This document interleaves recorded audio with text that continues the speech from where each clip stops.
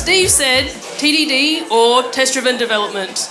You've probably learned it at uni, maybe you heard it from a friend, or you read about it somewhere online. But if you haven't, don't worry, because the concept is simple. The idea behind TDD is you first write a small test, a test that tests a tiny bit of functionality, then you write the minimal amount of code to make that test pass, and then you refactor, deduplicate if needed, and you repeat this process throughout your development cycle. Now, there are many advantages to TDD, advantages that will make any QA, person, manager, developer smile. One of the advantages of TDD is that it forces you to think about your code before you write your code, because you have to write a test first. Now, by thinking about the code before you write the code, it means when you eventually do write it, it's usually clearer, more concise, and less buggy. And then obviously you have a test to back it up. Another advantage of test-driven development is the feedback loop. You're constantly writing tests, you're constantly making those tests pass, so you have a red-green refactor loop, which constantly gives you feedback, and as a developer that feels awesome. Now, these are only 2 advantages of TDD. There are a lot more. And despite this, I feel like in the real world development, we rarely practice TDD. There are lots of reasons for this, ranging from tests are boring, to I don't like writing tests, or the common, the deadline is due tomorrow, got to have something out. Now, I think this makes us sad, because we know that the benefits of TDD is real, we know that we should be doing it, and there is really no excuse not to. So we sort of need a way, a reason, or some sort of project. Now, what I'm going to propose is games. So yes, game development for TDD. Now, I'm not talking about big, huge games like, say, Portal, where you need teams of engineers, sound engineers, graphic artists, etc. I'm talking about something smaller, something that you can design by yourself. So an individual person, few weeks, maybe a few months, and you can get it done. So the question then is, why games? Well, games have rules, and rules have specifications, and specifications lend themselves extremely well to tests. In fact, a lot of testing frameworks get you to write specifications instead of tests. Now, the even better thing about games is if it is your own game that you're writing, you have full control over the rules.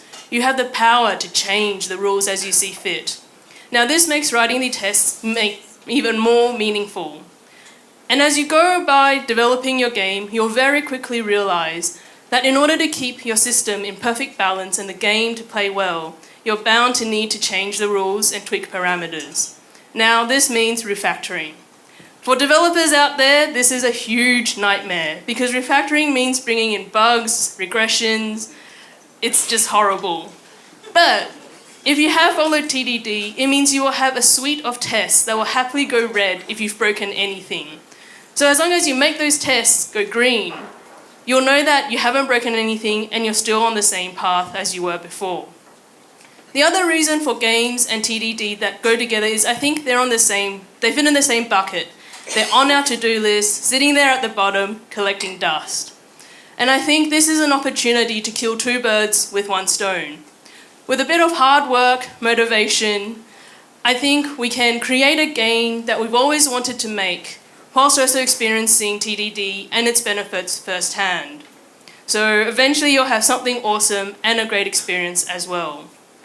Now, just by pairing TDD and games together doesn't mean it'll make everything simple. It's still a lot of hard work. Getting your head around the concept of TDD is quite hard. Writing tests first does not come easily. In fact, writing the correct type of test is hard. Writing a test that is strong enough to catch bugs and yet not so fragile that it'll break with any refactor takes skill and practice. And it's a lot of learning. But when you do find that balance, when you are able to write a test that seems like it's doing its job, it is liberating. The ability to refactor your code, throw it away, rewrite it as much as you want, and the confidence to know that it's still correct and working is amazing. But a word of caution. As with anything, going to extremes is very dangerous, and TDD is no exception. Automated unit tests can only take you so far. You still need to use common sense and be pragmatic. In fact, some things are just really hard to test and it might not be worthwhile using TDD.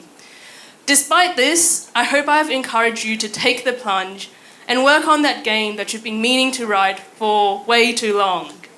But when you do, remember to start by writing a test first. Thank you.